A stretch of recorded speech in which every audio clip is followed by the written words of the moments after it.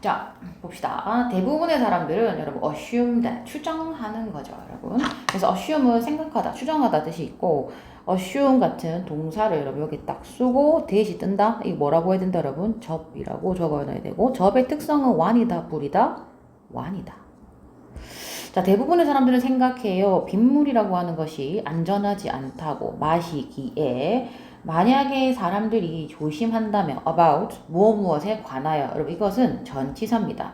전치사 뒤에는 명사를 쓰기 때문에 당연히 이와 성질이 비슷한 명사절도 쓸 수 있으며 이러한 명사절은 일종의 접속사에 해당하기 때문에 문장은 완전한 문장에 와야 된다를 기억하시면 됩니다.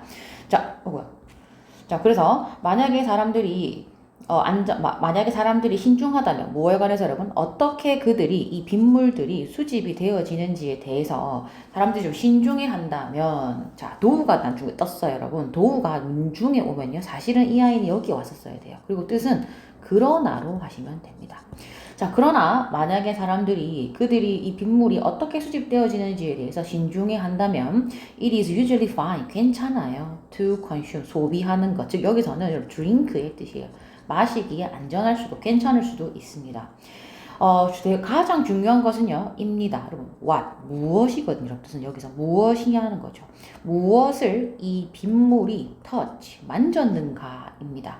before 뭐 되기 전에 수집이 되어지기 전에 수동태인 것이죠.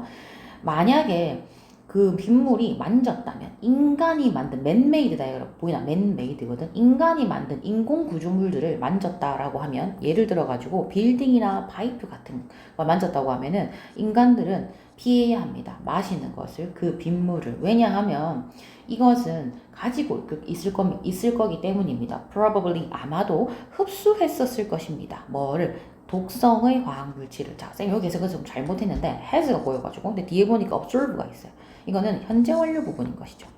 그래서 해석을 다시 하자면 사람들은 그 빗물 마시는 것을 피해야 합니다. 왜냐하면 이 빗물이 아마도 흡수했었을 것입니다. 독성의 화학물질을. 건축학자들은 should think 생각해야 합니다. 무엇에 관하여 쓰는 것, 이 좀 더 적절한 material, 재료 같은 거 쓰는 것들을 생각해야 합니다. 라고 해요.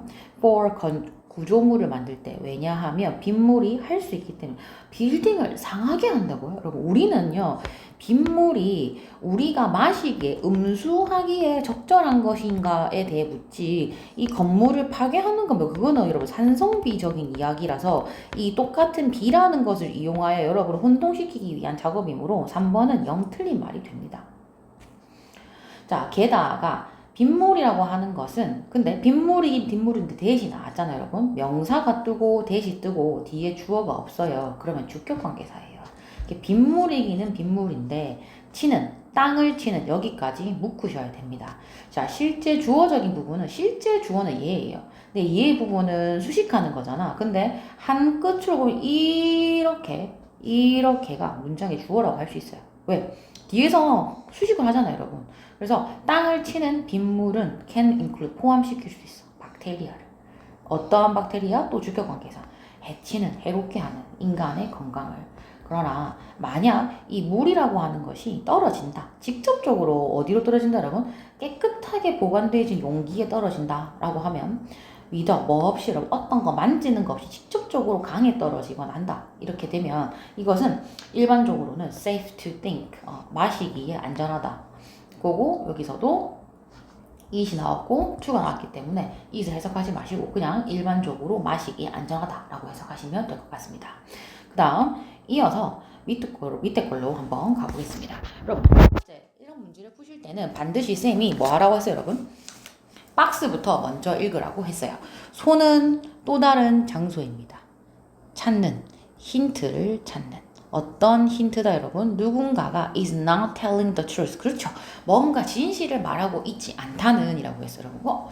뜬금없이 손 이야기가 나왔고 거짓말 이야기가 나왔어요. 그러면 아무래도 이것은 바디랭귀지에 관한 이야기가 아닌가를 한번 염두해 보시고 가는 것도 문제를 푸는 전략에 있어서 좋은 전략이 되겠다. 자, 만약에 누군가가 말해요. 너가 말해요. 너는 절대 거짓말 안 한다면서 이렇게 말한다잖아. 그러면 너는 아마도 거짓말쟁일 거야. 심리학자들은 found, 알아냈어. that이야 접속사를 알아냈죠. 대부분의 인간들은 최소한 하루에 매 10번은 거짓말한다 라고 말합니다. 아직까지 나올 차례는 아니에요. 왜냐? 인간들은 tell lies so often, 자주 거짓말을 하기 때문에, 그리고 since는 때문에와 이래로 두 개를 가지고 있는 것이죠.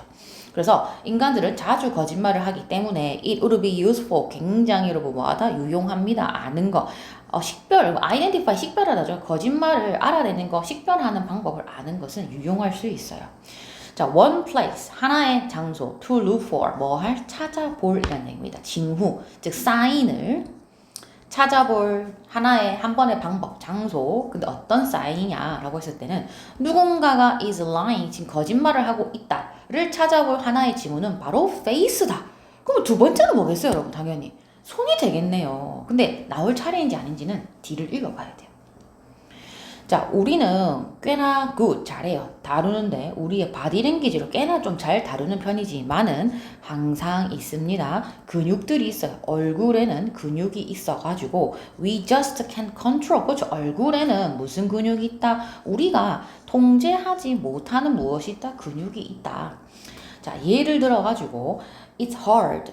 가주어네요. 어렵다. 뭐 하는 게 to use, 쓰는 거. 아주 짜끄만, 우리가 여러분 손, 발 같은 큰 근육 사용하는 거는 쉽지만 짜끄만한 눈에 미세한 눈가의 주름, 입가의 주름 같은 것까지 우리가 통제할 수는 없잖아. 그런 근육까지는. 그거 사용하기는 어렵다.